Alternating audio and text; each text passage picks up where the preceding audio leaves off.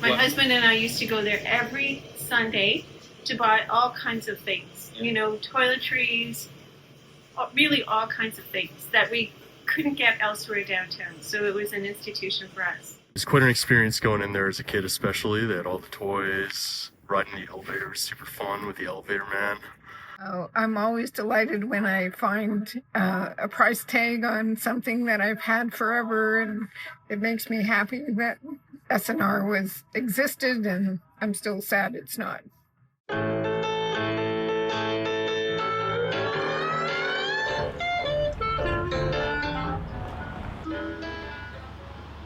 In early April 2009, I was a novice filmmaker looking for a project to work on. I thought the S&R discount department store would be a great subject. It was one of Canada's last family-owned department stores and Kingston's favorite place to shop. And this year was its 50th anniversary. So I met with the store's owner, Michael Robinson, and asked him to hire me to make a documentary about the place. We could burn it to DVDs and give copies to the store's employees as a sort of birthday thank you. But he said no. 2 weeks later, Robinson announced the store was going out of business. I knew then that it was more important than ever to make the film. S&R was a piece of Kingston history. So I grabbed my little video camera and started shooting. I sat on the footage for 15 years until I had the time to put it all together. I have shopped at S&R since 1961 when we came to Canada for the first time from Holland. And I have bought things for our children, for the babies, for grandchildren, toys, candles, things for the kitchen. The staff here is so unbelievably friendly. They can never do enough for you. And of course the price has always been right. On sale and not on sale, it's always just a little less than anywhere else. And it's a wonderful spot downtown. It's a great, great store. Well, it's the heart of downtown Kingston. Like, everybody comes to shop here when everybody's downtown and when they like sightseeing and stuff like that. And it's just a great place to stop once you've been, like, if you're at the boat show or the poker run or buskers or anything like that, you always come to S&R to get your Canada flags and your hats and your sandals and everything like that. And that's what I came to get. Such a legendary store. I've been here for almost 13 years. It would have been in August. And S&R means family to me. It's, I've grown up in the place, basically. I've had my children grow. As I worked through here, I've gotten married, bought a house. My whole life has basically been here. I worked for a couple of majors who should go nameless in the retail industry. But I think the most meaningful piece of my work life has been with the S&R department store. A lot of good friends, and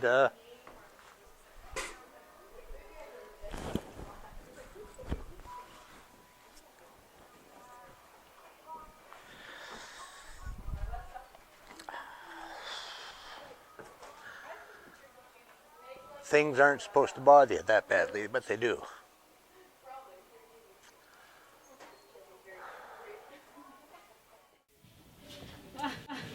Where would you like to go? Third floor. Third floor. I'm missing you already. Thank you. Very nice. Thank you. My name is Michael Robinson. I'm the owner of S&R Department Store. The store opened in 1959. It was opened by my father, Percy Robinson, my mother, Sally Robinson, and my mother's brother, Maurice Smith. A lot of people thought they were absolutely crazy to open a retail store down in this area of town, Princess and Ontario Street, because there was nothing down here other than derelict warehouses, the manufacturing steamship company, and it wasn't a retail area at all. In fact, people didn't go below King and Princess. But Percy and Maurice were far from crazy. In fact, they were ahead of their time in recognizing that a 150-year-old limestone building in this so-called wrong part of town could be turned into something of lasting value. The building had an interesting history. Its western third was built in the early 1800s as a grocery and warehouse known as the Commercial Mart. In 1841, the building's owner hired George Brown, the architect of Kingston City Hall, to design an addition. Its round corner was a signature feature Brown included in two of his other downtown Kingston buildings. In the 1860s, the Commercial Mart became a piano factory. The first tenant was the Fox Company, then, for the next 70 years, a string of other companies and owners. Klein, Stevenson, Weber, then Wormwith. Wormwith lasted until just after the First World War. Then, again, the building became the Weber Piano Company. Weber went bankrupt in 1939, and the Canadian government bought the old piano factory. They used it as a barracks and storehouse during the Second World War, then as offices for the Department of Veterans Affairs.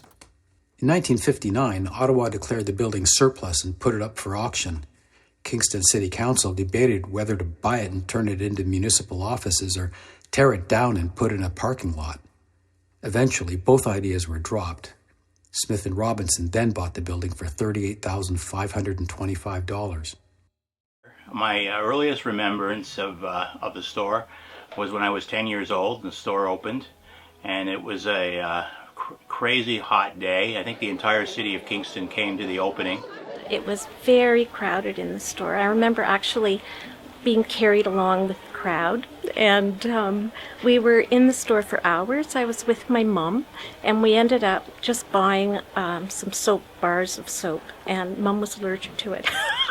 Despite a successful grand opening on September 1st, 1960, S&R faced headwinds in its first year. For one thing, the store had a lot of competitors downtown. Some of them weren't thrilled about the new, much larger operation at the bottom of Princess. Then there was the Kingston Centre, a shopping mall in the West End that had opened in 1955. It was anchored by a Simpson Sears department store. Most of those places sold new or higher-end goods. But Percy and Maurice had a different idea. They got their merchandise from stores that were going out of business or unloading damaged goods and sold it at affordable prices. As head buyer, Maurice was constantly on the road buying anything he thought S&R could sell at a discount, and he was really good at it.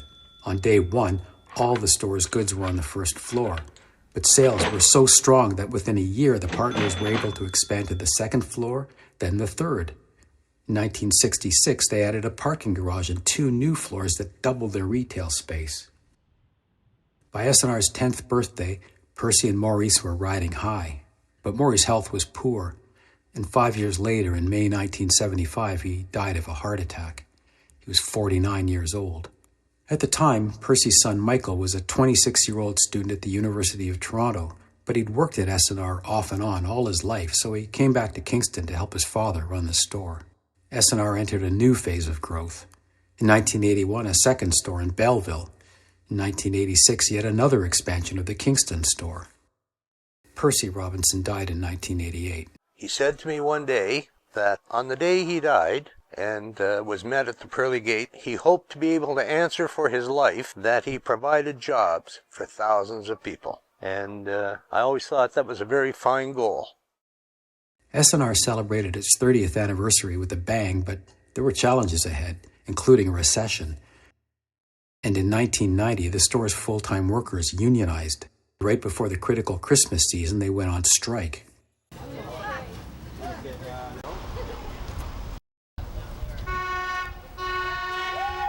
The strike got testy sometimes. You have been impeding people. He has. But 5 months later, the sides reached a settlement. After the strike, S&R settled right back into doing what it did best. We sell name brand merchandise for less than normal retail prices. You can come in here, and somebody knows your name. You're not a faceless person. The store's advertising made sure its employees weren't faceless either. Staff or their kids sometimes modeled clothes for S&R's newspaper ads, so they became familiar to customers. And the kids got a kick out of seeing their picture in the paper. S&R's TV ads could be a hoot. Driver, stop the car. Put these in the boot. I wonder if they sell polo mallets. S&R. Savings for royals, perhaps. People enjoyed S&R's ads and appreciated its low prices. And people also liked just wandering around in the store. 3 floors crammed with just about anything you could ever want or need. Any girl that comes here knows that they have their $1 earring. The classics. Most shoppers had no clue that most of this stuff came into the store through a trap door in the sidewalk. But yeah, they throw the boxes down here. We receive them. I'd pile the boxes up on these here. And then we'd push them down here and you'd load them on the elevator. But if S&R's receiving system was a throwback, so was its decision to employ elevator operators. It hired several over the years, but the last one became a bit of a local celebrity, inspiring a Facebook fan page and even a song. I'm the S&R elevator man. This is the top floor. This is it. Come on in, I'll give you a smile. Tell me what floor and I'll go the extra mile. 'Cause I'm the S&R elevator man. These unique touches endeared customers to the store and kept them coming back. And Michael Robinson's management style kept key staff from leaving. I've really enjoyed the opportunity working, and I get to work for an ethical guy who works pretty hard himself. And I don't know if I would have been quite so eager to work hard for a guy who was sitting on the beach eating bonbons while we kept his business running. But seeing him in here 5, 6, sometimes 7 days a week, and putting a lot of effort into it himself, it makes it a lot easier. Makes you feel like he's part of the team as well. When you work for corporate America or one of those companies, it's all top down. It's always top down. And here a lot of things come from the bottom up. You get feedback from the staff and you react to it, and it makes it a much more friendly atmosphere other than just reading memos and you have to do this and you have to do this and you have to do this, and it's all about bottom line. Maybe if we'd been about bottom line we wouldn't be closing, but it was more about the family atmosphere here than anything else. But by 2009 the writing was on the wall. Flagging sales, more competition, lower margins, fewer American tourists, and a doubling of the provincial assessment, which would have caused S&R's property taxes to soar. Robinson knew the store was unsustainable. So, one morning in mid-April, he gathered his 80 staff and told them that S&R had reached the end of the line. When the news went public, the reaction was immediate. Letters to the editor, a candlelight vigil of people worried about how the store's closure would affect the downtown. A free movie night for S&R staff organized by a local theater. And this. Thank you very much for joining us here to say goodbye to S&R, but most importantly, thank you to S&R.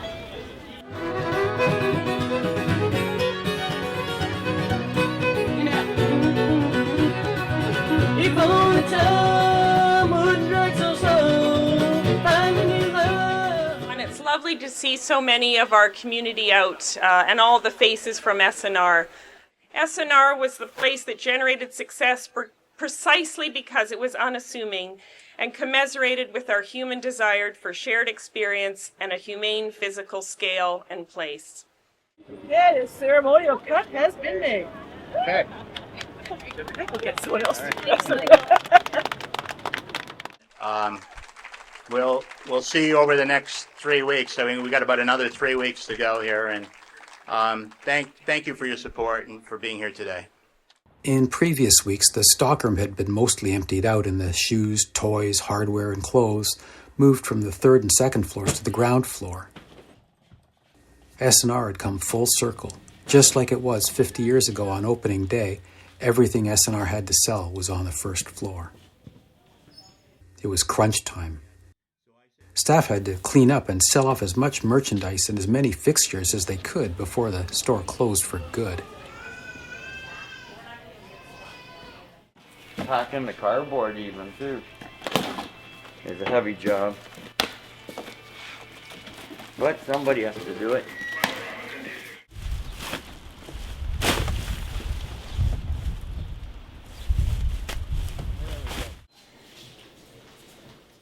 It's been so smooth. It's been sad because we've had no bumps. Everybody's just kind of working together, closing down the store, and we were expecting bumps, and we haven't had any bumps.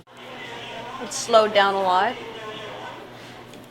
Other than that, just the higher discounts now. Hopefully. Compacting everything. Yeah, hopefully it goes by fast. Yeah. 10 days to go.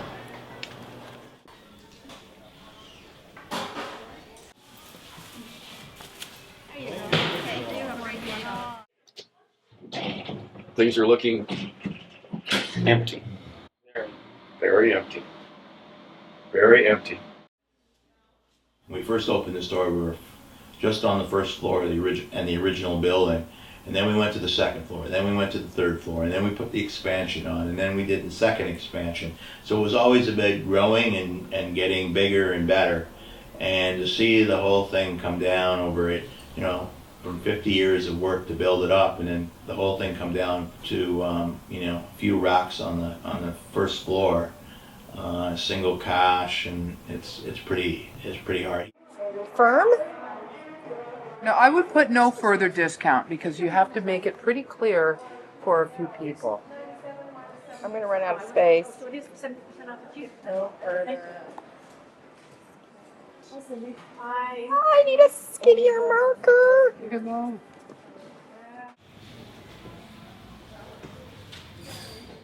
long time. She was very young.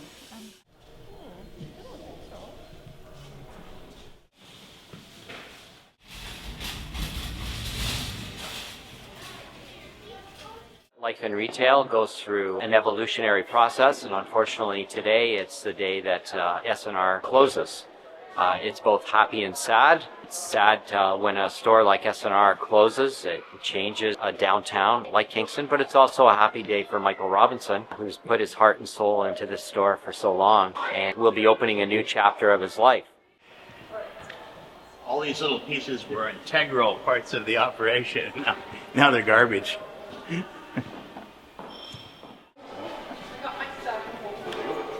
Good evening, shoppers. The store is now closed.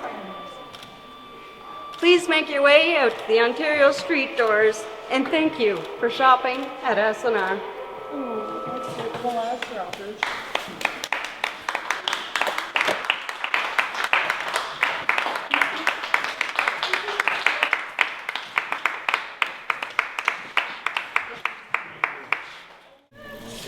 Bye. Well, enjoy your retirement. Hopefully it'll be short-lived. Thank you. Bye. Gonna Bye. miss it. Gonna miss it. We're gonna miss the store. Gonna miss it. Oh, don't Great. make me cry. Okay, let's go. Okay. They're here. Oh, all Okay. right. All right. Thanks. Bye-bye. Last customers. Take care. Okay, bye-bye. Thanks. Bye. Pleasure to meet you.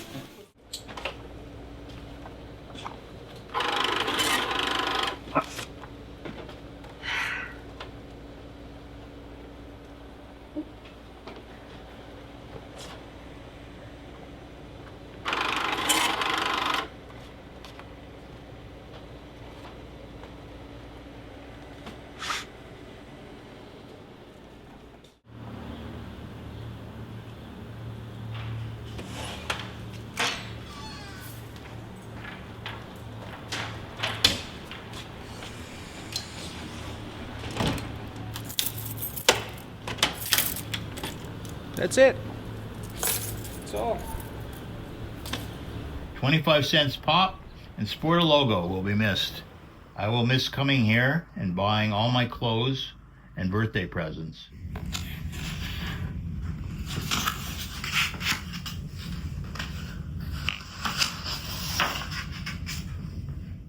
Definitely the elevator guy. Loved him.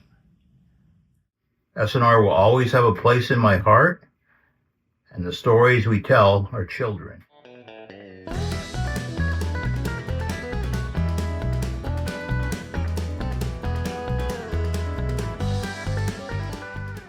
I grew up in Kingston, and S&R was just a big part of growing up in Kingston. And then I decided to get this tattoo because my name is Stuart, my younger brother is Riley, so it gave it a wonderful double meaning. Well, I grew up in Kingston, and I spent a lot of time running around S&R in the toy department and in the record department, so we had to do this. It's nostalgia, it's classic Kingston, and we just knew everyone would love these.